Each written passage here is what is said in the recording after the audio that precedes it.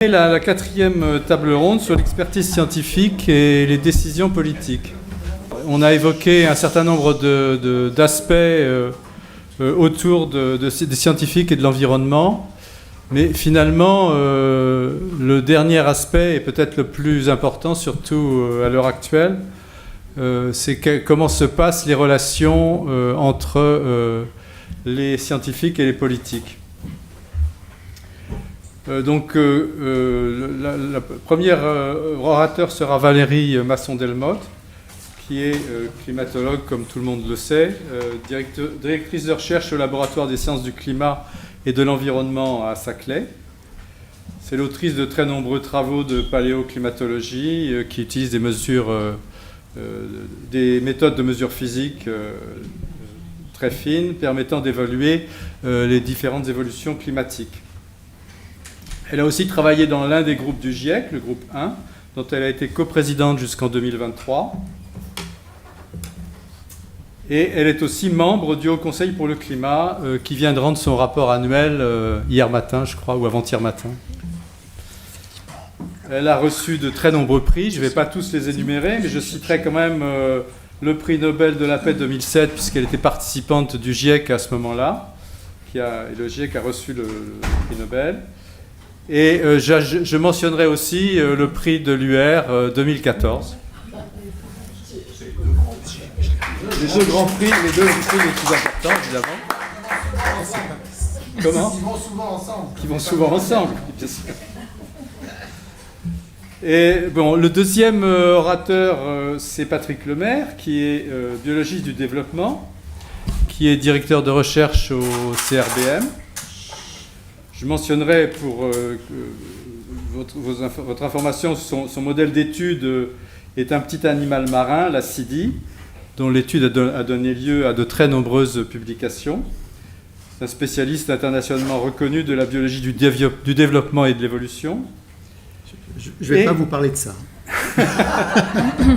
Je préciserai de quel point de vue je parle. Il a été président de la Société française de biologie du développement. Mais il est aussi à l'origine de la création du Collège des sociétés savantes académiques de France, dont il est actuellement le président. C'est une société qui regroupe 78 sociétés savantes. Et cette société a été créée pour porter la parole du monde académique dans la société et vers les instances dirigeantes, donc au cœur du problème qui nous intéresse.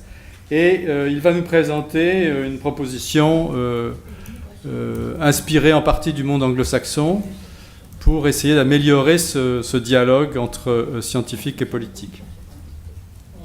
Donc maintenant, je cède la parole à Valérie Masson-Delmotte.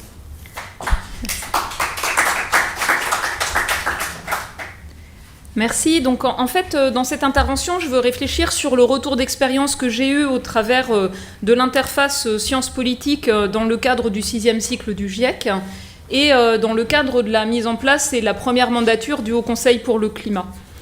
Donc, comme vous le savez, en fait, le GIEC, le groupe intergouvernemental d'experts sur l'évolution du climat, a été mis en place dans les années 80 pour structurer l'évaluation de l'état des connaissances vis-à-vis du changement climatique, des risques et des options d'action.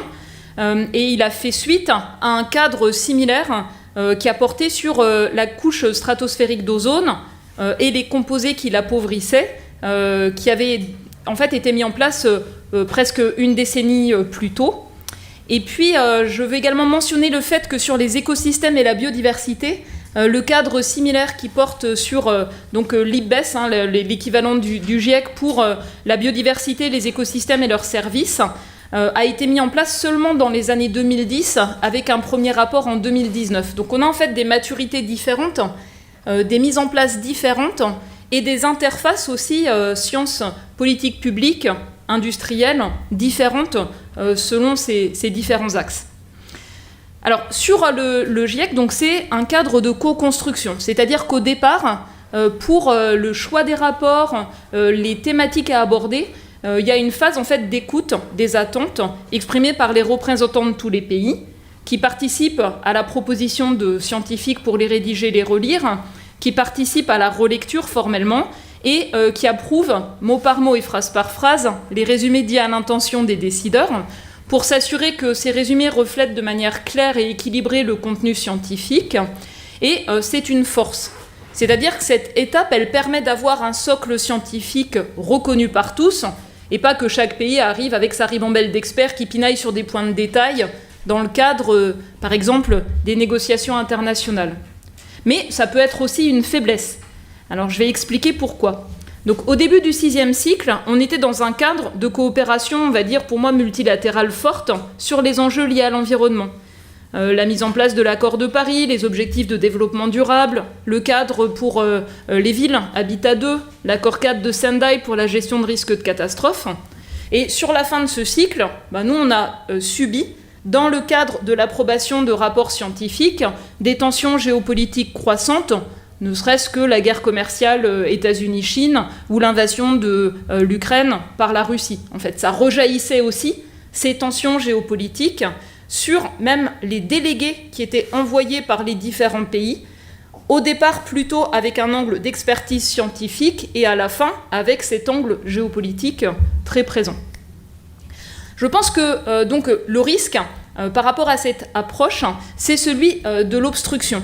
Et c'est ce qu'on a vu sur ces dernières années, pas simplement l'obstruction, le déni, vous voyez, par rapport aux fonds scientifiques, mais simplement le fait que les délégués de certains pays, notamment au niveau du bureau du GIEC et des sessions plénières, fassent de l'obstruction à toute évolution, toute innovation. Dans le VIe siècle, on a fait 3 rapports spéciaux transverses aux différents groupes de travail, c'était nouveau. On a également fait un atelier avec les organisations des grandes villes sur les enjeux villes et changement climatique. Et cela sera le prochain rapport spécial. Donc s'adresser pas simplement à la gouvernance internationale, mais aussi à la question des villes qui pèsent lourdement dans la puissance économique, dans les émissions de gaz à effet de serre et qui parfois concentrent de grandes vulnérabilités.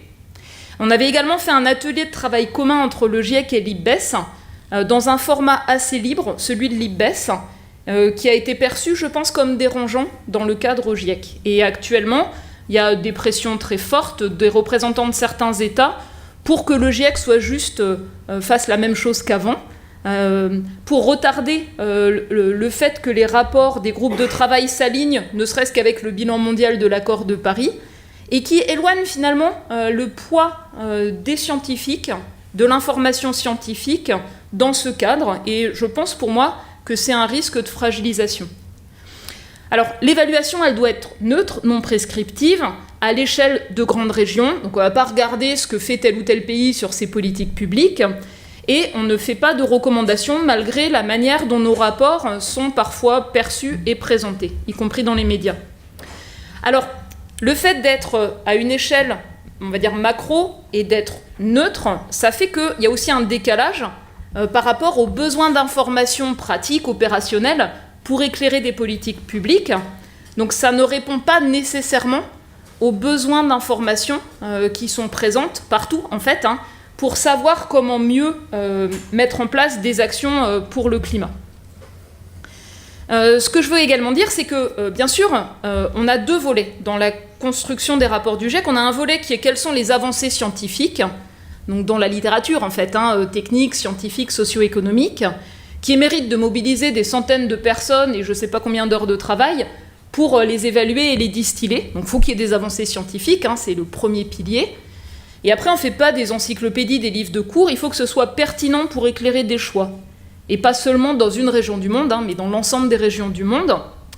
Et plus c'est pertinent, plus l'approbation est difficile, et c'est ce que je vais illustrer maintenant.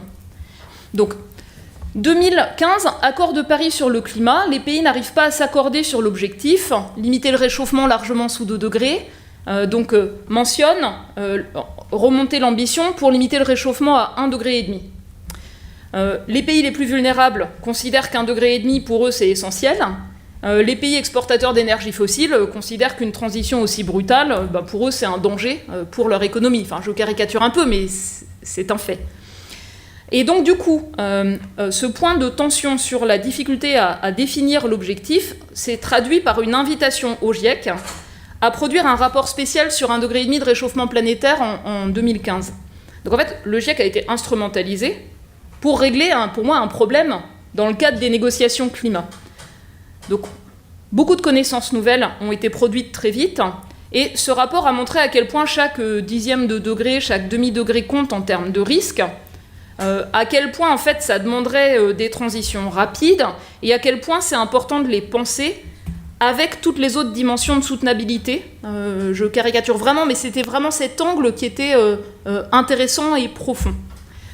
Alors, dans le cadre de ce rapport, le point de tension le plus fort a été la comparaison des promesses des différents pays, formulées en 2015 dans le cadre de l'accord de Paris sur le climat, donc les promesses à horizon 2030, agrégées, la trajectoire d'émissions que cela impliquerait, une légère augmentation, et le décalage avec les trajectoires permettant de contenir le réchauffement largement sous 2 degrés et encore plus, proche de 1,5 degré, une baisse de quasiment respectivement quasiment 30% et 45%, résultat de l'évaluation des contraintes géophysiques.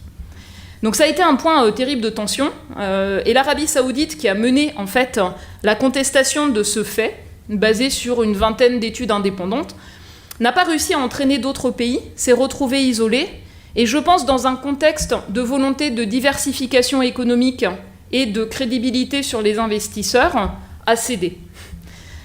Et donc dans le cadre au GIEC, cette évaluation est restée, approuvée par tous, mais au final, le constat scientifique qui était là a été rejeté des négociations climat au moment de la COP24, et donc ce rejet a été porté par l'Amérique de Trump, la Russie de Poutine, l'Arabie Saoudite et, je crois, le Koweït, si je me souviens bien. Et ce qui est également intéressant, donc les points clés, c'était pour limiter le réchauffement des émissions net zéro, le rythme de baisse à court terme, qui serait nécessaire pour tenir les objectifs de long terme de l'accord de Paris. Je caricature, mais vraiment, c'était ces points-là. Et on a vu avancer des affichages de neutralité carbone de différents acteurs non étatiques, parfois recourant copieusement à des crédits dont on sait qu'ils n'ont aucune efficacité, mais aussi donc des affichages d'objectifs de long terme de pays, en Europe et ailleurs, avec la question de la crédibilité entre ces objectifs de long terme et puis les moyens et les trajectoires de court terme mises en œuvre. Alors ce qui est intéressant, c'est qu'en fait, si ce rapport avait été enterré en 2024, dans la COP qui avait eu lieu en Pologne à Katowice, il est ressorti dans la décision de la COP 26, donc à Glasgow, 2 ans plus tard. Donc le rythme de baisse d'émissions nécessaire, enfin juste les faits scientifiques qui permettent de relier une trajectoire à un résultat en termes de réchauffement. Et là, il y a eu un rôle clé de, je dirais, la diplomatie scientifique et du chief scientist britannique qui a mis les éléments scientifiques, les connaissances scientifiques fortement au cœur des négociations et de la préparation de cette COP. Moi, c'est quelque chose qui m'a marqué. Et puis aussi, ce rapport, il a conduit à la mise en place d'un collectif en France, l'initiative Labo 1.5, qui a permis de construire, par la méthode scientifique et des réflexions éthiques, une approche portant sur la responsabilité de la recherche par rapport à notre propre empreinte carbone.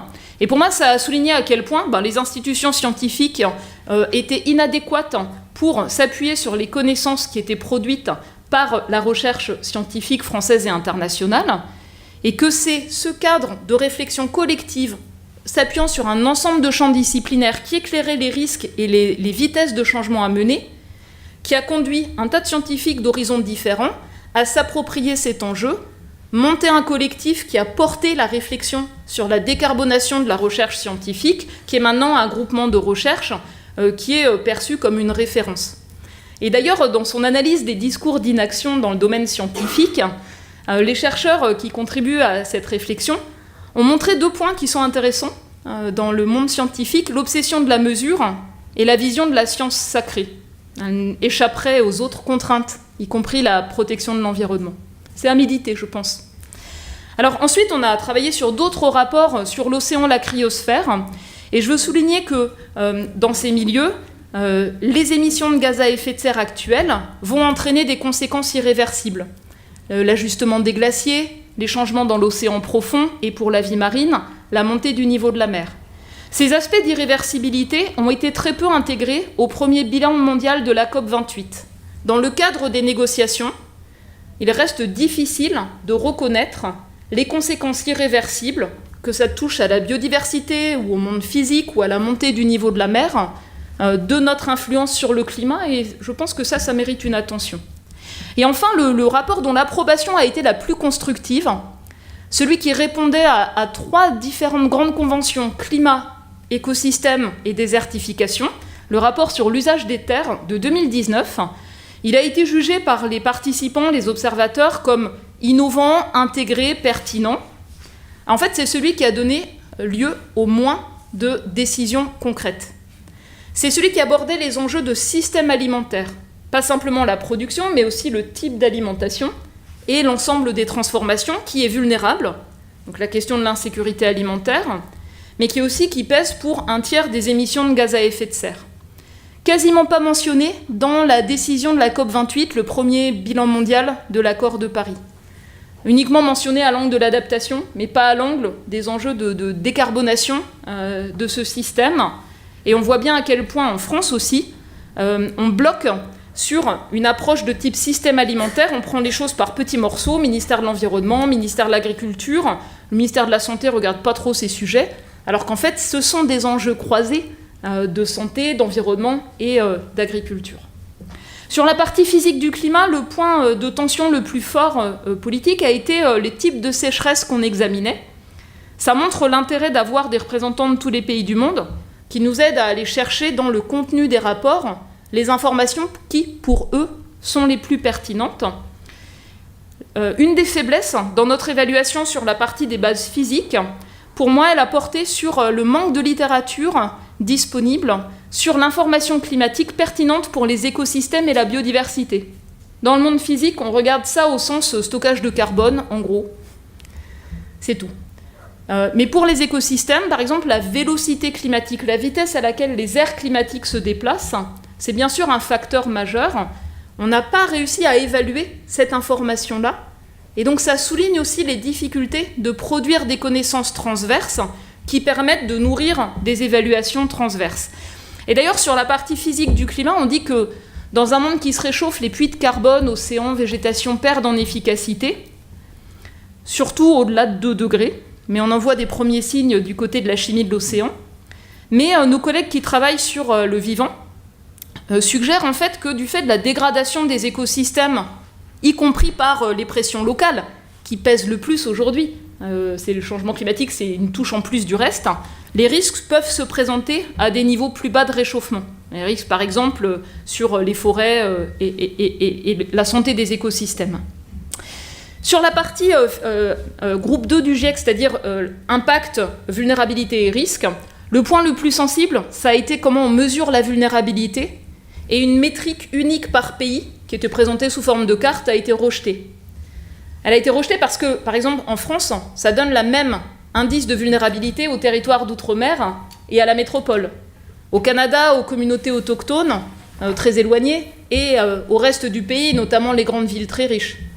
Et c'est un point sensible, notamment parce que dans le cadre du Fonds vert pour le climat ou du Fonds pour les pertes et préjudices, il y aurait une prise en compte de mesures de vulnérabilité sur les priorités de financement pour la reconstruction post-catastrophe ou le financement de l'adaptation. Et je note des enjeux scientifiques mal couverts, les vulnérabilités disproportionnelles des enfants et la manière d'y répondre, ce qui était un des points de discussion de la semaine dernière à Bonn. Mieux être capable d'évaluer l'efficacité de l'adaptation, les besoins d'adaptation et les limites à l'adaptation. Un climat qui se réchauffe, c'est des contraintes. L'eau disponible, la biomasse qu'on peut utiliser de manière durable dans un climat qui se réchauffe. Et on est encore devant des limites à nos connaissances. C'est un rapport qui a souligné l'importance des solutions fondées sur la nature, mais aussi leurs limites. C'est-à-dire, si le climat se réchauffe fort, on perd une partie des réponses qu'on peut mettre en place aujourd'hui. Et puis, c'est aussi un rapport qui souligne de nouveaux risques. Par exemple, si l'atténuation du changement climatique exerce des pressions sur les terres, les cultures de biomasse pour l'énergie ou la forestation, ce sont des risques nouveaux pour la sécurité alimentaire, les droits fonciers, les écosystèmes. Et donc, ce n'est pas simplement les risques du changement climatique, mais c'est les risques de stratégies d'atténuation mal pensées. Même chose pour la modification du rayonnement solaire, de nouveaux risques éthiques, gouvernance inexistante. Alors, si je passe sur la partie atténuation, eh bien, en fait, plus on touche à des systèmes qui pèsent le plus sur les émissions de gaz à effet de serre, plus leur mention est délicate. Donc, les pressions se sont exercées pour que toute mention des énergies fossiles soit associée à la mention de « sans abattement ». Sortir des énergies fossiles sans abattement.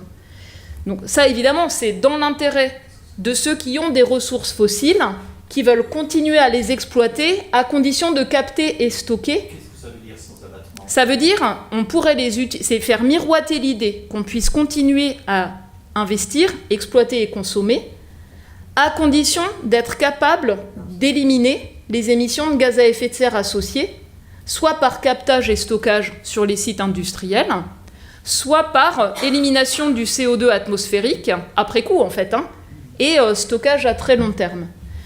Et donc c'est notamment l'Arabie Saoudite qui avait fortement poussé pour cela. Et on a encore des difficultés dans la production de connaissances pour évaluer le potentiel faisable, la viabilité économique de ces approches qui renchérissent le coût des fossiles, les rendent moins compétitives avec le reste. Donc le Haut Conseil Climat en France a fait une évaluation, il y en a une récente en Allemagne, on voit qu'il y a un potentiel qui est quand même assez limité, et le déploiement ne se fait pas du tout à échelle de ces enjeux. Mais on voit bien comment il y a des volontés de fragiliser des formulations claires, en ouvrant en fait des possibilités, y compris pour des investisseurs, de croire qu'on peut continuer à utiliser des énergies fossiles avec des budgets carbone limités. L'autre sujet qui a été très sensible, c'est celui qui porte sur l'alimentation, et notamment donc dans le système alimentaire, il y a des leviers sur le type d'alimentation. Donc au départ, les formulations étaient une alimentation avec davantage de protéines végétales, moins de protéines animales, enfin quelque chose de ce type-là. Et ça a été rejeté notamment par les pays exportateurs de viande d'Amérique du Sud, qui ont poussé pour une formulation juste scientifiquement, une alimentation saine, soutenable et équilibrée, avec une note de bas de page qui décrit ce que c'est, et qui est plus juste sur tous les types d'alimentation dans toutes les régions du monde, mais qui est beaucoup moins clair sur le message qui est transmis. Et donc pour moi, c'est aussi ce retour d'expérience de quand on touche à des choses dures, sur notamment des acteurs représentés par les pays qui sont le dos au mur par rapport à des choses assez critiques sur leur stratégie, on va dire, économique, eh bien, en fait, les pressions visent à affaiblir les formulations scientifiques, et le risque, c'est aussi d'affaiblir la réorientation des investissements, la gouvernance, les politiques publiques. Voilà, donc je voulais refléter ces aspects-là. Donc il y a aussi d'autres choses qui sont intéressantes, je voulais le mentionner. Donc dans la COP28, une esquisse de transition énergétique, toujours avec les mêmes termes flous sur l'abattement, pas quantifiés, qui pourrait permettre d'abattre, si elle se concrétise, 10% des émissions fossiles. Quasiment aucune avancée dans les décisions de la COP28 à l'angle système alimentaire. La première émergence de sujets liés à la santé, qui pourtant sont essentiels. Le rapport de l'Organisation mondiale de la santé la semaine dernière montre qu'en Europe, 4 industries pèsent lourdement sur la mortalité. Le tabac, l'alcool, la nourriture ultra transformée et les énergies fossiles. Voilà. Donc on voit bien qu'on est sur des enjeux majeurs en termes de santé. On a beaucoup de co-bénéfices à l'action pour le climat qui peut être vue comme une politique de santé publique. Et on peut aussi se planter et avoir une action pour le climat qui soit négative en termes de santé publique. Donc c'est une grille d'analyse majeure. Et c'est seulement maintenant que ça commence à monter en puissance. Et là, je pense qu'il y a vraiment des choses à faire. Et puis dernière chose, les rapports du GIEC, c'est tous les 5 à 10 ans. On a un climat qui change vite. On a des actions publiques qui peuvent porter leurs fruits ou régresser. Et donc, avoir un cadre d'évaluation plus rapide, c'est important. Donc, nous, on le fait sur la partie physique du climat maintenant, tous les ans, les indicateurs clés du changement climatique et de l'influence humaine. Mais je pense qu'on a besoin de mieux suivre les politiques publiques, leur efficacité, d'une manière similaire pour avoir cette information factuelle. Et donc, le GIEC, pour moi, était très complémentaire du Haut Conseil pour le climat. Donc le GIEC neutre, non prescriptif, grande échelle, le Haut Conseil climat, politique publique en France, leur évaluation, la possibilité de faire des recommandations. Et la littérature en sciences sociales et politiques montre que les pays qui ont construit des autorités indépendantes ou des conseils scientifiques climat, quel que soit le nom que cela prenne, ont en général des actions sur la décarbonation, en tout cas, qui sont plus efficaces en moyenne que les autres. Donc ça, c'est aussi intéressant à noter. Et donc, dans le cadre du Haut Conseil pour le climat, ce qui est intéressant, c'est fournir des éléments d'analyse factuelle, c'est formuler des recommandations et avoir un retour sur ces recommandations. Par exemple, les 117 recommandations 2023 ont été prises en compte dans la réponse détaillée du gouvernement 6 mois après, parfois partiellement, parfois sans que les objectifs visés ne soient atteints. Et donc du coup, c'est aussi intéressant d'avoir le suivi entre ce qui est recommandé et ce qui est mis en œuvre. Ce que je veux également souligner, c'est la difficulté à suivre les actions en termes d'adaptation qui ne sont pas uniquement des stratégies nationales, mais des mises en œuvre territoriales. Et donc, on est sur une difficulté au sens où on a des groupes régionaux d'experts climat, au Conseil climat, GIEC régionaux, qui opèrent tous avec des mandats, des formats différents, parfois émanant, comme en Île-de-France, d'institutions scientifiques, l'IPSL pour le grec francilien, mais dans d'autres cas, en Bretagne, le Conseil breton, mis en place par la région. Pas nécessairement avec un mandat d'évaluer les politiques publiques, je crois que ça met très mal à l'aise en France, cet aspect-là. Il y a une peur de l'évaluation. On le voit bien sur les projets de loi. C'est seulement la loi climat et résilience qui est la première à avoir fait l'objet, sur nos recommandations, d'une évaluation ex-ante. Et pour beaucoup de lois, il n'y a pas forcément de suivi de l'efficacité attendue dans la durée. Et on aurait besoin de choses similaires au niveau régional. On aurait besoin de mieux articuler l'évaluation, l'expertise sur l'action publique en termes de climat de l'échelle nationale à l'échelle des différentes régions. Mais aujourd'hui, ça n'a pas été possible. Dans le cadre du Haut Conseil climat, avec le peu de ressources qu'on avait, on n'a pas réussi à construire cette articulation. Par contre, ce qu'on a fait, c'est qu'on a été associé à un réseau des hauts conseils climat ou équivalents internationaux, avec l'idée de partager les meilleures pratiques sur le fait d'apporter cette évaluation de l'efficacité des politiques publiques de manière un peu plus coordonnée. Et donc il y a également un équivalent européen, European Advisory Board, qui formule aussi des recommandations et des évaluations au niveau notamment du Green Deal européen, des politiques européennes et des points clés pour rendre possible le fait d'atteindre la neutralité carbone à horizon 2050. Voilà, donc c'était les points clés que je voulais souligner. Je ne vais pas vous détailler le compte-rendu des différents rapports et leurs points clés. Et la dernière chose, c'est que finalement, ce type d'approche, donc au niveau intergouvernemental ou au niveau national pour les gouvernements, ça pose aussi des questions de démocratisation de cette évaluation scientifique et de la participation des citoyens ou des élus. Et ce qui nous a frappé, c'est que le Parlement ne s'est pas complètement saisi du Haut Conseil pour le climat. Les saisines provenaient plutôt de nous ou du gouvernement, mais assez peu du Sénat ou de l'Assemblée nationale. Quand on a été auditionné, c'était plutôt par rapport à d'autres projets de textes, de lois, de travail de commission, mais pas en réponse à nos rapports annuels. Et donc c'est une occasion, je pense, démocratique manquée. Ça fonctionne beaucoup mieux dans la démocratie, par exemple, britannique, où le Climate Change Committee est en prise directe avec les élus du Parlement.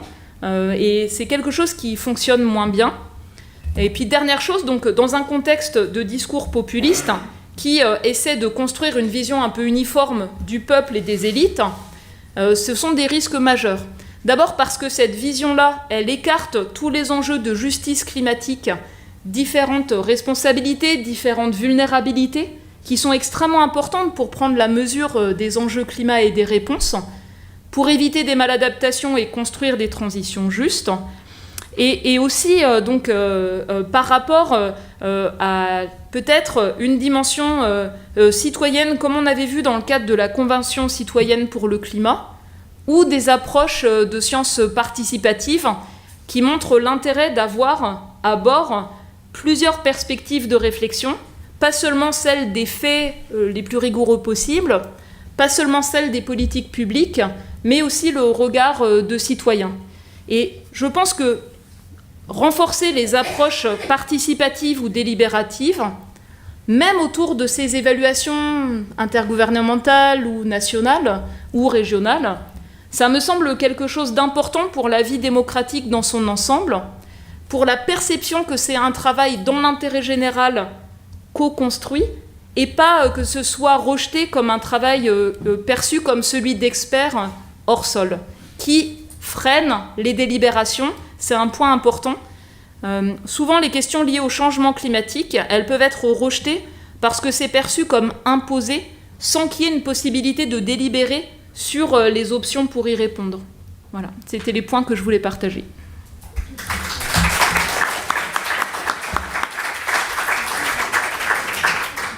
Comment est-ce qu'on peut interfacer maintenant d'un point de vue institutionnel des connaissances, des consensus scientifiques et la décision publique? Alors d'abord, je vais vous dire un petit peu de quel point de vue je parle justement. Donc je ne parle pas en tant que biologiste du développement du tout. Je parle en tant que président donc, de ce collège des sociétés savantes académiques de France qui a été créé en 2021. Donc c'est une structure qui est assez récente. Qui regroupe 79, alors maintenant il y en a une de plus, 79 sociétés, et 80 d'ailleurs je pense dans les jours à venir, sociétés savantes académiques et associations, dont l'Union rationaliste, qui ont des buts communs avec les sociétés savantes. Une des choses particulières du collège, c'est qu'on va retrouver à la fois des sociétés de sciences dures, des sociétés de sciences environnement, biologie, des sociétés de sciences humaines et sociales et des sociétés de lettres. Donc on essaie de couvrir, et de droit. Et donc on essaie de couvrir l'ensemble du spectre académique.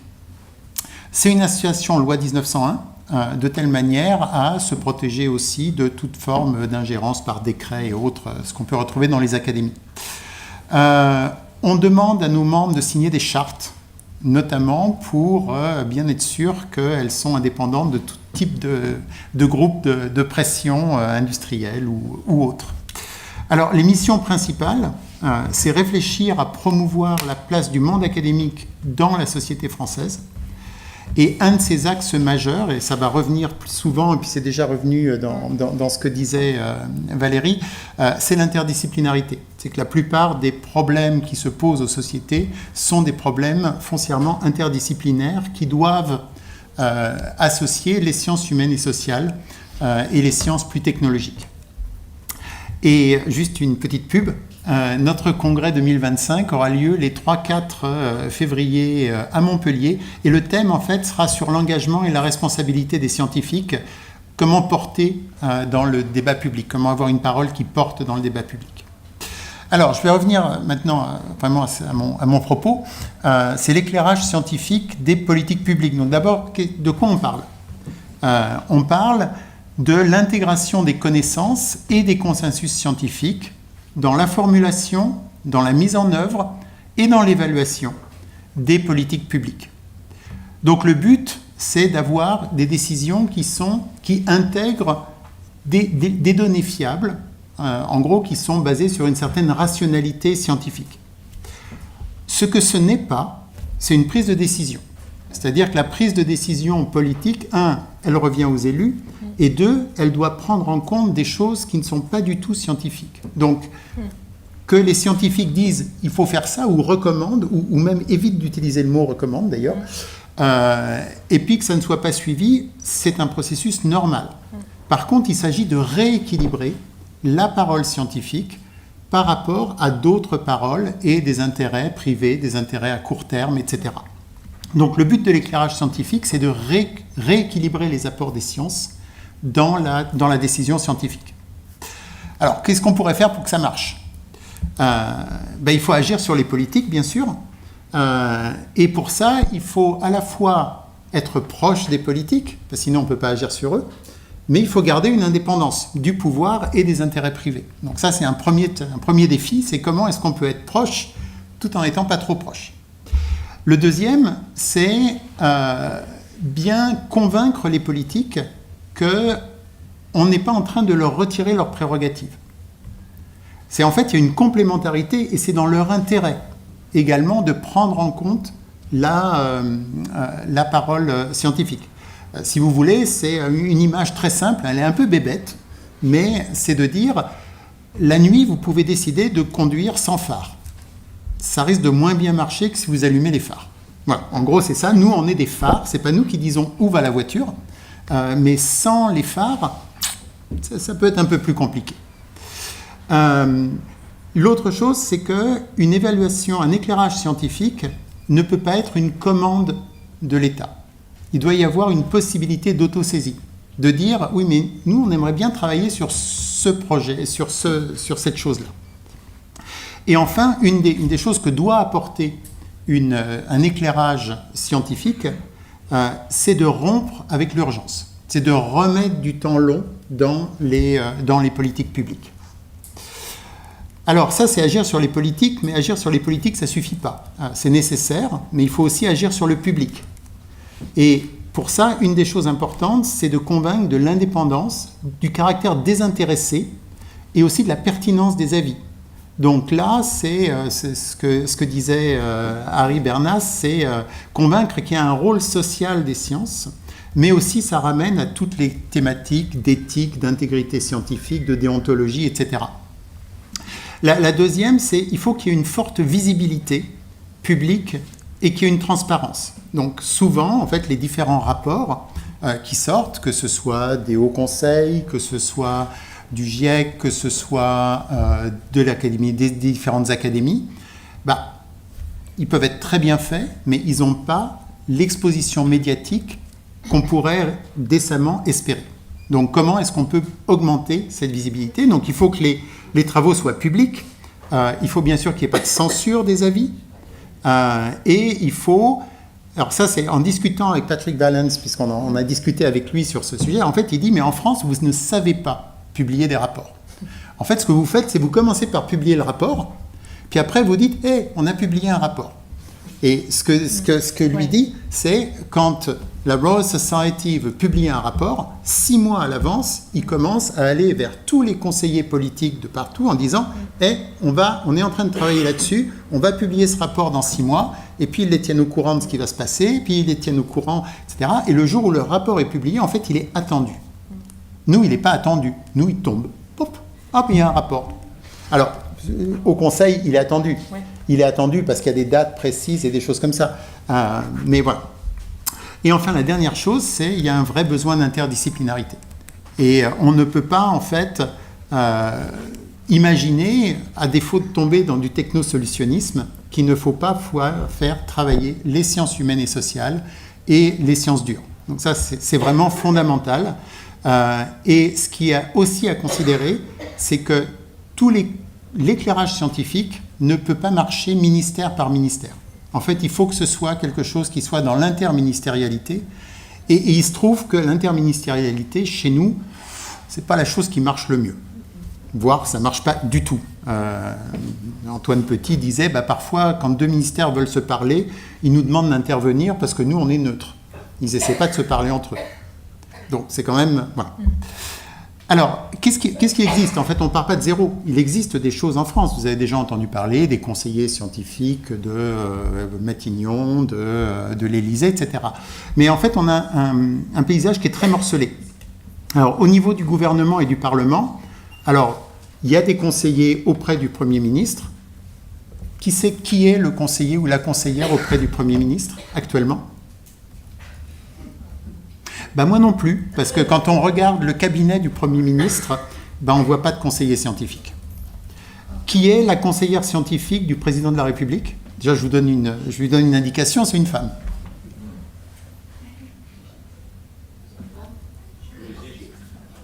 Anne Laude. Oui. Qui sait de quel domaine elle vient?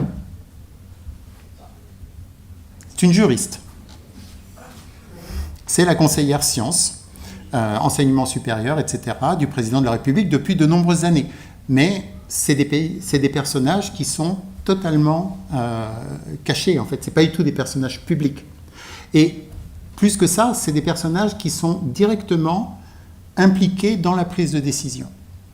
Donc, ce n'est pas des conseillers indépendants au sens où on aimerait les avoir de telle manière à ce que le public puisse avoir confiance dans ce genre de contrôle.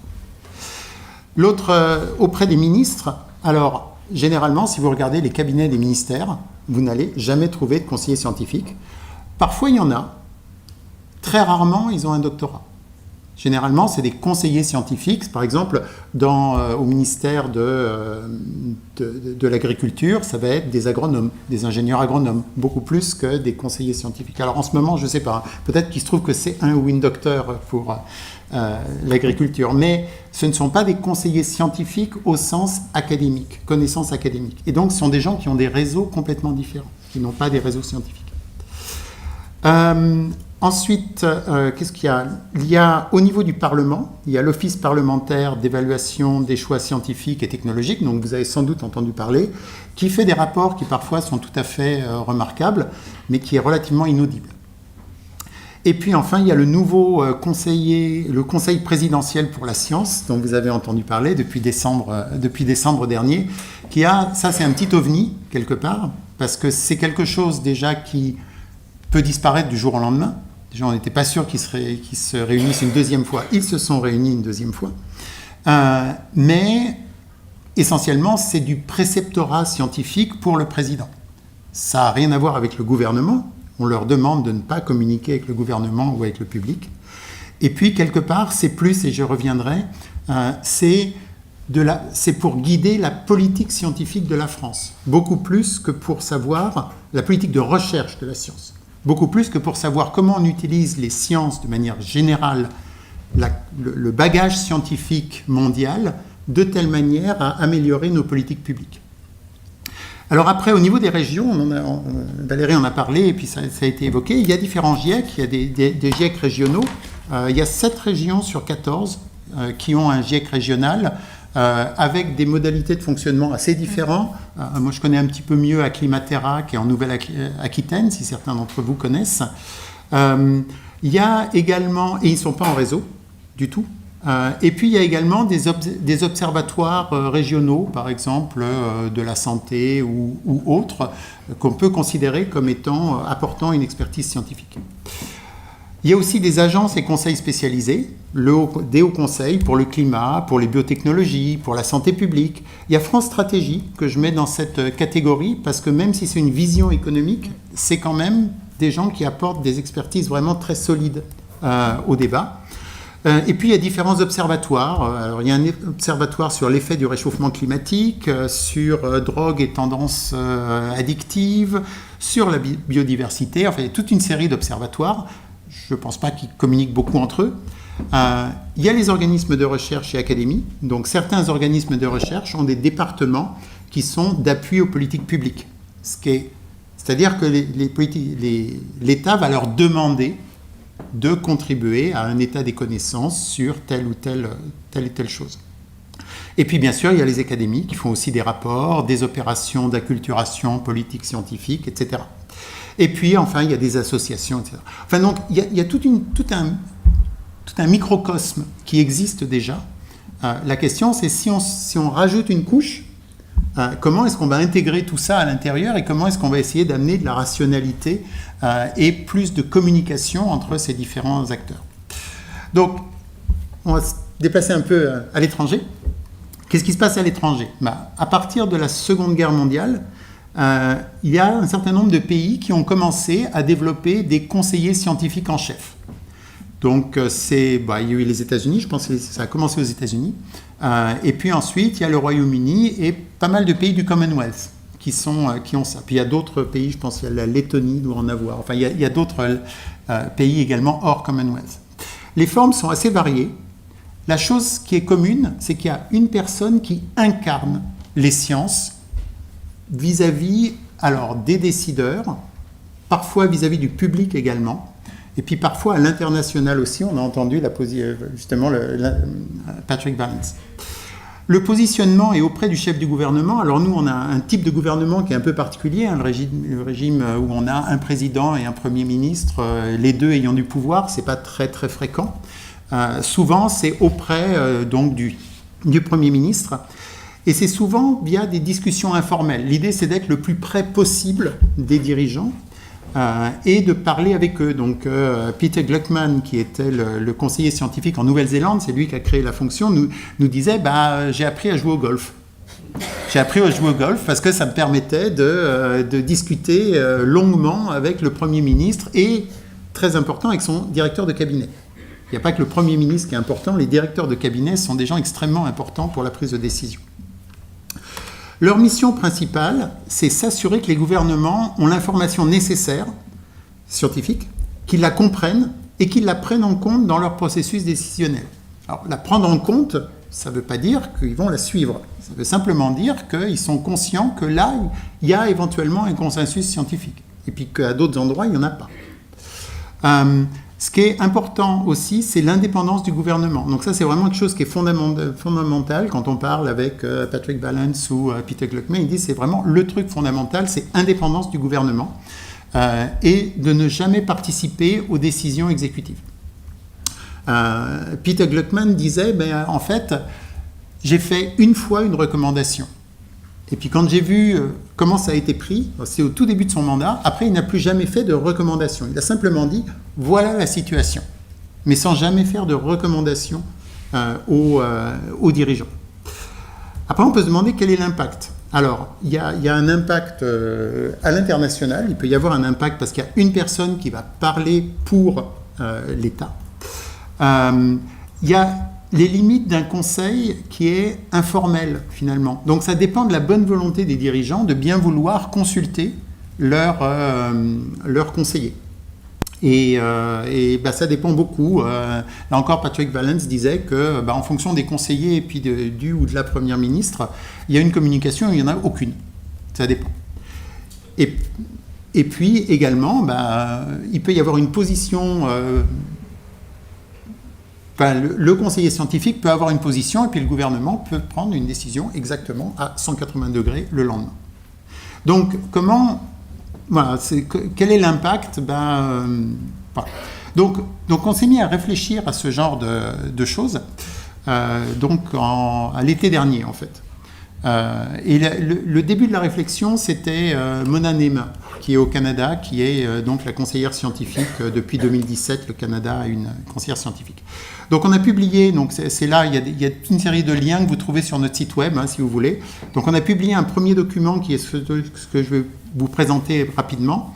Et puis ensuite, on a eu une tribune dans Le Monde et on a également écrit un des éditoriaux de Science sur le sujet.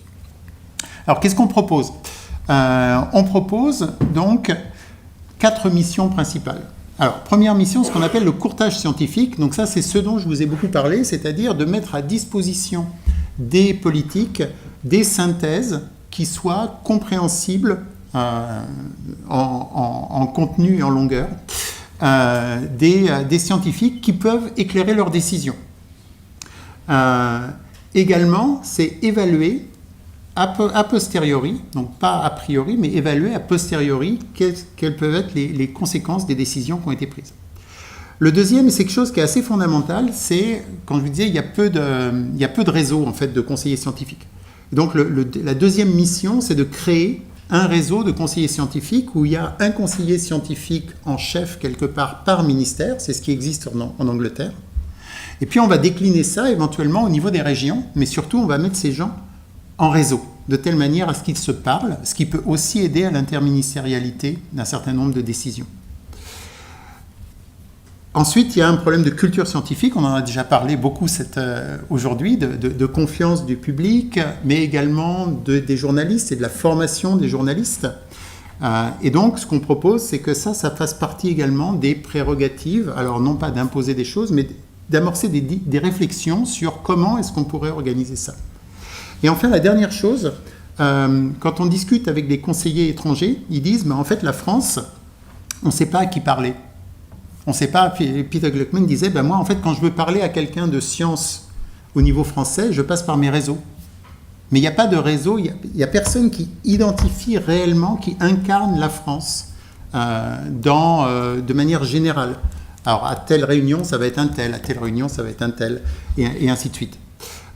Et donc, avoir une personne unique qui incarne, ça permet aussi de renforcer l'influence de la France. Alors, en théorie, il pourrait y avoir Catherine Bréchignac, qui est l'ambassadrice des sciences en France. En fait, en tant qu'ambassadrice, elle est là pour défendre la science française. Elle n'est pas là pour représenter la France dans les institutions scientifiques. Donc, ce que ça donne, c'est... Donc, ce que je vous ai dit, c'est... Je vous ai parlé d'une personne. En fait, ça ne peut pas être une personne, ne serait-ce que parce que c'est très interdisciplinaire. Donc, nous, ce qu'on propose, c'est que ce soit vraiment tout un environnement à créer, qui a un conseiller scientifique, mais qui a toute une série de conseils autour. Alors, comment est-ce qu'on fait ça ? Quel cadre légal, juridique on peut donner ? Je vais vous parler un petit peu des autorités administratives indépendantes. Donc ça, c'est des organismes publics qui sont chargés de réguler certains secteurs spécifiques de la vie économique et sociale, tout en étant indépendants du gouvernement et des administrations publiques traditionnelles. Donc vous en connaissez un certain nombre. Il y a le Défenseur des droits, il y a la Commission nationale du débat public, dont on a parlé un petit peu plus tôt, la CNIL, l'ARCOM, tout ça, c'est des autorités administratives indépendantes. Ils ont des pouvoirs relativement étendus, réglementaires, d'élaboration de règles, de contrôle aussi, et éventuellement de sanctions. C'est aussi un rôle dans le maintien d'un équilibre entre les intérêts publics et les intérêts privés. Donc vous voyez, en fait, ces descriptions, ça colle assez bien avec ce qu'on cherche dans le cadre de l'éclairage des politiques publiques. Et enfin, comment est-ce qu'on les crée, comment est-ce qu'on les dissout ? Je vous disais, le Conseil présidentiel de la science, on ne sait pas quand est-ce qu'il va se réunir, et puis il peut être dissous du jour au lendemain par Emmanuel Macron, le président actuel, mais rien ne dit que ce dispositif perdurera lorsqu'il va y avoir une alternance. Donc, les autorités administratives indépendantes, c'est quelque chose qui est beaucoup plus stable. C'est un processus législatif, c'est-à-dire pour créer une autorité ou pour dissoudre une autorité, il faut qu'il y ait une loi. Ça ne peut pas être fait par décret. De plus, certaines, en fait, pas certaines, il n'y en a plus qu'une maintenant, qui est inscrite dans la Constitution. C'est le Défenseur des droits. Donc, il est possible également d'avoir un processus encore beaucoup plus strict et rigide qui permet de créer, parce qu'il faut une révision constitutionnelle, mais pour supprimer, il faut également une révision constitutionnelle. Donc, c'est un mécanisme qui est très lourd dans les deux sens. Et enfin, il y a un problème de révocation de la personne responsable. C'est quelque chose qui est très encadré également. On ne peut pas du jour au lendemain révoquer la personne qui est là. Non. Quelques mots sur le Défenseur des droits. Donc le Défenseur des droits, je vous en parle parce que c'est celle qui est inscrite dans la Constitution. Et c'est aussi quelque chose qui nous a servi un peu de modèle dans nos réflexions. Donc ça a été créé en 2011. Donc le mandat, c'est quelqu'un qui est nommé pour 6 ans, non renouvelable, qui ne peut pas être prorogé non plus. Pourquoi non renouvelable ? Pour qu'il n'y ait aucune pression pour le renouvellement. Au moins c'est clair, ce n'est pas renouvelable. Sa nomination nécessite l'accord de la majorité des membres de chacune des commissions compétentes de l'Assemblée nationale et du Sénat. Donc là encore, alors si vous savez, les présidents d'organismes de recherche ont besoin d'être également validés par la commission de la culture du Sénat et de l'Assemblée. Mais il faut qu'il y ait moins de 2/3 qui soient contre pour que ça marche. Donc en gros, ils peuvent être nommés avec une minorité de sénateurs et de députés de ces commissions qui les soutiennent. Il ne peut pas être poursuivi pénalement, quoi qu'il fasse. Hein ? Une minorité qui ne les soutienne pas. Il peut y avoir une majorité des gens qui ne les soutiennent pas pour les présidents d'organismes de recherche. Mais là, justement, ce n'est pas le cas. Là, il faut qu'il y ait une majorité qui soutienne. Et enfin, il ne peut pas y avoir de poursuite pénale pour les opinions et les actions lors du mandat. Donc, le temps passe vite, donc je vais essayer. L'autre chose, c'est un personnage public. dont la parole est protégée. Les rapports, il y a des rapports publics, peut intervenir dans le débat public. Vous avez sans doute lu la tribune de la défenseur des droits, Claire Hédon, au moment de la loi immigration, par exemple. Il peut être saisi par des citoyens, des associations, et il peut également s'auto-saisir de dossiers, et peut, et ça c'est très important, soutenir des actions en justice. C'est-à-dire qu'il peut y avoir le juridique le judiciaire qui est appelé. Et enfin, il y a un réseau de délégués régionaux qui se ressemble un peu à ce dont je vous parlais.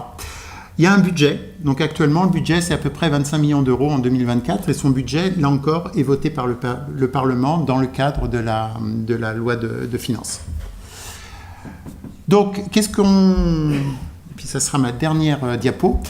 Qu'est-ce qu'on propose ? Finalement, on propose de créer une autorité administrative indépendante qui serait... Alors, l'éclairage scientifique des politiques publiques, c'est pas un bon nom, hein. Voilà, à créer, c'est pas le problème principal, le nom, je crois. Donc, qui aurait pour but mandat et procédure de nomination qui ressembleraient aux défenseurs des droits.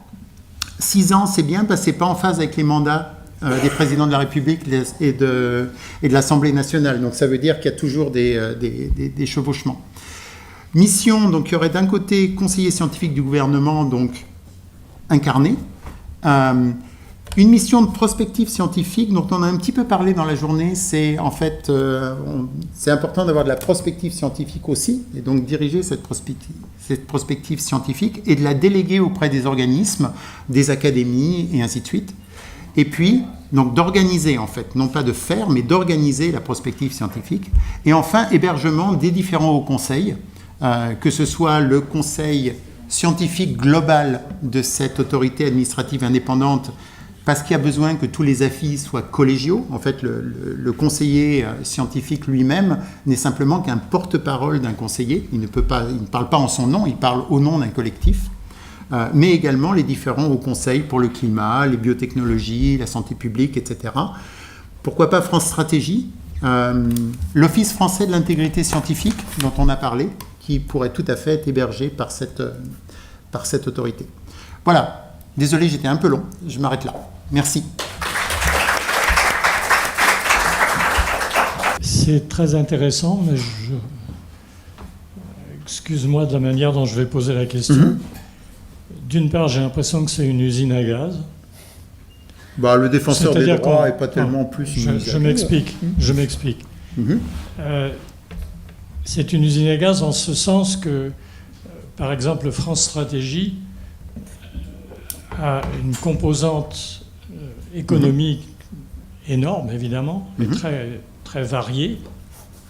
Donc, de ce point de vue-là, ça couvre pas mal de domaines, mais il n'y a pas de scientifique au sens de sciences dures, biologie, etc., etc. Il y a des gens qui ont une formation de base qui peut avoir touché à l'un ou l'autre de ces aspects-là, mais c'est pas... donc, le recouvrement avec les autres choses qui sont listées me paraît faible, pour prendre cet exemple-là. Et puis surtout, il me semble que c'est quand même ça l'essentiel. Un conseiller, comme le nom l'indique, c'est quelqu'un qui a la confiance des gens qui conseillent. Or, un conseiller qui est nommé pour 6 ans, c'est pas la même chose que le défenseur des droits ou la défenseur des droits, qui est complètement indépendante. Avoir un conseiller avec un statut indépendant, c'est mettre un pouvoir en face d'un pouvoir infiniment plus grand. Et ça, je comprends l'intérêt pour que, disons, quand on a envie de défendre une corporation ou quand on a envie de défendre un sujet, on a envie d'en faire un truc institutionnel, mais c'est pas possible. Ça, c'est inacceptable par le pouvoir. Je veux dire, je pense, j'ai pas mal étudié les conseillers scientifiques des États-Unis. C'est des gens qui sont, d'une manière ou d'une autre, des connaissances personnelles des présidents. C'est des gens qui ont une grande ouverture, etc., etc. Ils sont choisis intelligemment, mais c'est des conseillers. Ou ils n'existent pas dans certains cas. Tu veux dire quelque chose ou... excusez-moi. Là, ça ne fonctionne pas très très bien les deux interventions, je veux dire. Hein. Donc, je suis désolée. Moi, ma question, elle s'adresse à Valérie. Bon, je suis désolée, évidemment, tu n'étais pas là ce matin, et je ne le reproche pas du tout. Mais simplement, ce que j'ai essayé d'avancer ce matin, c'est un peu la fracturation géopolitique nouvelle. Et dans cette nouvelle configuration qui a commencé, tu l'as bien identifié d'ailleurs, un peu avec Trump, et puis ça s'est accéléré depuis la guerre en Ukraine et toutes les fracturations mondiales que l'on... Bon, quelle va être aujourd'hui les véritables...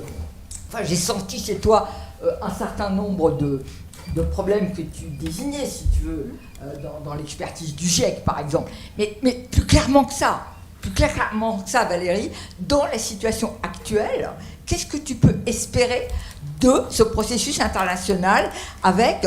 voilà. Et moi, j'ai dit, on a mis nos... Je ne suis pas allée jusqu'au bout ce matin parce que voilà, je ne voulais pas trop dépasser mon temps, mais en fait, on a quand même confié le processus multilatéral depuis 3 ans aux pays fossiles.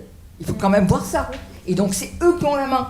Et d'autre part, dans le off des COP, pour lequel moi j'ai mis beaucoup d'intérêt, qui a joué un rôle historique important en relation avec le GIEC pendant 20 ans, mais qui aujourd'hui est pris dans un anti-occidentalisme forcené qui ne prend pas du tout en compte la nouvelle donne géopolitique, justement. Parce qu'on est dans, en gros, du LFI à l'échelle internationale. C'est un peu ça. C'est-à-dire, voilà, les colonisateurs sont responsables de tout et aujourd'hui, ils doivent payer pour tout. Bon, évidemment, avec une telle position, ça ne peut pas marcher. Ça ne peut pas avancer. Voilà. Qu'est-ce que tu en penses ? Merci. Alors, j'ai 2 minutes. Oui, donc, en fait, je connais ton travail et voilà, je suis cette analyse critique qui est indispensable.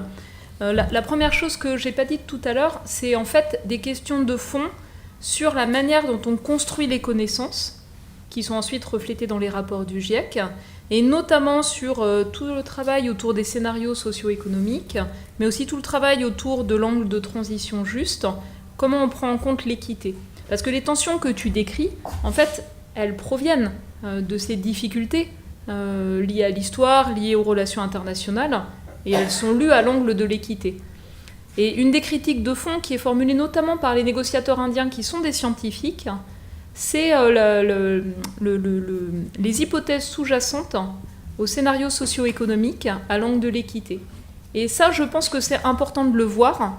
Et le retour d'expérience que moi j'ai eu, en tout cas dans l'évaluation des rapports du GIEC, c'est que quand on travaille avec des scientifiques du monde entier, de toutes les régions du monde, et quand on croise les perspectives de scientifiques qui partagent les mêmes méthodes, on fait une évaluation qui est meilleure de l'état des connaissances. Voilà, ça c'est le premier point. Et le deuxième point, c'est une question que m'ont posée des scientifiques, des physiciens comme moi en fait, d'Afrique du Sud, qui était la suivante. Quand on travaille dans des pays où la gouvernance est très complexe, et que finalement on se dit nos rapports, on doit les rendre à des gouvernements, mais les gouvernements ne vont jamais se l'approprier, en fait, dans le contexte actuel, que le pouvoir de fait, c'est pas nécessairement celui des gouvernements, mais c'est celui des grandes entreprises. Comment est-ce qu'on fait pour créer aussi une relation de confiance entre le constat scientifique et les entreprises qui vont jouer un rôle clé si on veut qu'il y ait une décarbonation, par exemple, qui se produise, ou si on veut qu'il y ait de l'adaptation intégrée à la conception des infrastructures. C'était aussi une question qu'on n'a pas abordée précédemment, mais pour moi, la relation science-société, c'est pas simplement la relation science-citoyen ou science-politique publique, mais c'est aussi ce côté-là. Comment on fait aussi pour créer les conditions le cadre d'échange. Et là où moi je vois dans ma propre expérience un cadre intéressant, c'est notamment les réflexions qu'on mène à l'Académie des technologies. Donc par rapport à ce que tu proposais notamment, c'est comment on peut s'appuyer sur ces différents cadres, et notamment là où on a les acteurs de la recherche-développement de groupes industriels, y compris à langue technologique, et qu'on puisse créer les conditions d'un échange sur la base d'éléments factuels, avec aussi des relais en fait qui peuvent faciliter l'appropriation des connaissances scientifiques aussi dans le monde des entreprises. Parce que tu n'en as pas parlé, mais ça me semble important dans les rapports de force actuels. Et puis la dernière chose, c'est comment est-ce qu'on fait dans le monde actuel de tensions géopolitiques pour renforcer le rôle des scientifiques entre eux au sens de la diplomatie scientifique entre nous scientifiques. Et l'exemple que je veux donner est le suivant. Jean Jouzel, Claude Lorius, dans les années 80, ont coopéré pour l'analyse des carottages de Vostok en Antarctique, dans un contexte de guerre froide, avec des chercheurs soviétiques et américains. Aujourd'hui, c'est plus possible. Aujourd'hui, on n'a pas le droit de travailler avec nos collègues russes, par exemple. Ça pose une vraie question. Ça pose pour moi une vraie question profonde, et donc une réflexion à apporter sur les cadres qui permettent aussi de mobiliser, en tout cas les scientifiques, puisqu'on est là, parce que c'est notre domaine de compétence, autour de cette diplomatie scientifique, peut-être aussi pour affaiblir d'autres influences potentielles, ou en tout cas rebalancer, et en remettant ces éléments scientifiques au cœur, c'est important, et je pense que dans le cas de climat, la négociation qu'il faudra regarder de manière extrêmement approfondie, c'est pas celle de l'an prochain en Azerbaïdjan, mais c'est la suivante. Donc dans la série OPEP+, donc c'était Émirats, Azerbaïdjan et Brésil, donc qui rejoint l'OPEP+, et comment la partie scientifique pourra être remise plus au cœur dans des négociations menées par le Brésil, qui est maintenant aussi un pays exportateur d'énergie fossile. Voilà, tu l'as dit toi. Ouais. C'est-à-dire que c'est le Brésil avec toute son importance, ouais. Et aussi parce qu'il est aujourd'hui... Et tous ces jeux d'influence dans tous les sens, oui. Et qu'est-ce qu'on peut faire en appui comme scientifique ? Avant de prendre une troisième question, je vais peut-être pouvoir répondre à la première.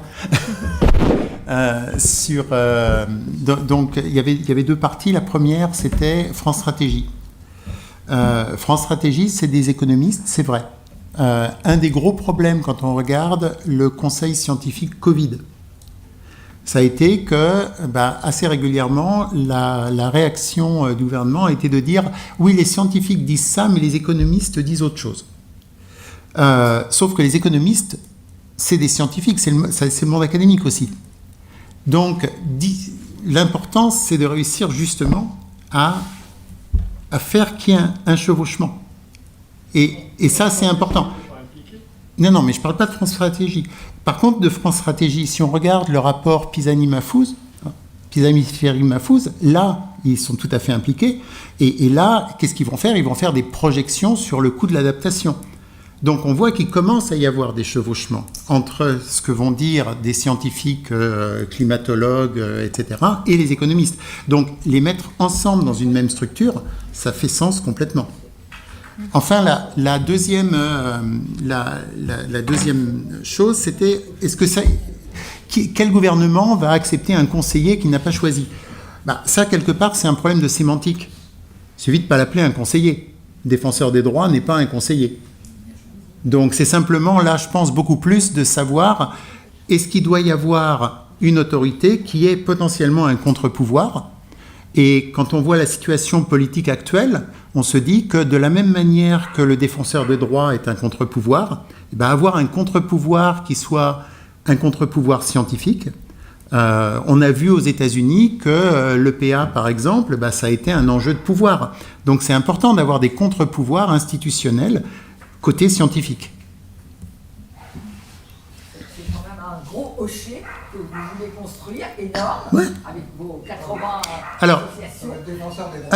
Non, c'est pas avec nos 80 associations, là. C'est pas du tout ça. Là, c'est vraiment un processus de conviction des députés, de conviction des partis politiques, que ce soit eux qui le créent, c'est pas nous. Nous, on est une association le 1901, nous, on va rien créer. Nous, tout ce qu'on peut faire, c'est du lobbying actif scientifique de telle manière à ce que ce genre de choses soit créé. Et dans l'état actuel, où il y a quand même une très forte crainte que le Rassemblement national, à court ou moyenne échéance, arrive au pouvoir, c'est peut-être un moment où les partis politiques peuvent être relativement sensibles au fait qu'il faut créer un contre-pouvoir scientifique. Je peux ajouter un mot ? Alors, il y a un point que je n'ai pas développé qui est le suivant. Ce qu'on a vu dans de nombreux pays où le rapport au fait s'est éloigné des partis qui gouvernaient, c'est la montée en puissance d'accusations de scientifiques dits militants. Donc c'est une accusation personnelle sur l'individu pour une prise de position quelle qu'elle soit, qui vise en fait à décrédibiliser l'ensemble des faits scientifiques. Ça arrive, hein, c'est le cas aussi en France. Et la deuxième chose, c'est un ensemble d'acteurs liés à des intérêts dans ces rapports de force compliqués sur la prise de décision, qui font émerger des experts, essayistes ou autres, liés à leurs intérêts, et qui prennent la place d'interlocuteurs du monde académique pour éclairer la prise de décision. Pour moi, ça, c'est vraiment deux risques majeurs pour lesquels, aujourd'hui, je pense, le cadre institutionnel ne fonctionne pas. Et récemment, une personne qui a une fonction de ministre a dit oui, ce rapport indique telle conclusion, c'est écrit par 10 scientifiques, je vous en trouverai demain 1000 autres qui montrent autre chose. Voilà. Et donc, on a une vraie difficulté par rapport à la reconnaissance de ce qu'est une évaluation, on va dire, la plus factuelle possible, robuste de l'état des connaissances, par rapport à ce que certains vont chercher comme opinions qui peuvent les arranger dans la prise de décision. Et c'est pour ça que la proposition, pour moi, elle est intéressante, complexe à intégrer dans la gouvernance, mais il faut bien voir les fragilités qu'on a aujourd'hui. Une question à réponse courte sans doute. Qu'est-ce que vous appelez l'intégrité scientifique? Parce qu'il y a un conseiller ou un organisme, si je me rappelle, qui est chargé de l'intégrité scientifique. Alors j'ai peur de la définition. Ouais, Michel est bonne. C'est le comité pour l'intégrité scientifique, il a été créé après la commission Corvol, dont j'ai fait partie d'ailleurs, et donc il fonctionne mais il ne regarde pas les cas de manquement à l'intégrité. Il fait des enquêtes pour voir comment. Il a créé et il suit la mise en place de référents intégrité scientifique. On a vu Girel qui il est pour l'établissement présent ici. Et donc il suit un peu les travaux des référents pour l'intégrité scientifique. Mais cet office. Il est mal positionné, ça c'est mon opinion, mais c'est aussi celle de l'Académie des sciences. C'est un département de l'HCRS. Donc il est positionné dans un organisme d'État qui fait de l'évaluation. Et donc, en fait, il ne fait pas du tout d'évaluation. Donc, il est question de le déplacer. Mais peut-être pas dans là où tu penses. Voilà. Mais, voilà. Je pense que s'il n'y a pas d'autres questions, on va s'arrêter là. On va remercier tous les orateurs qui sont venus et les participants.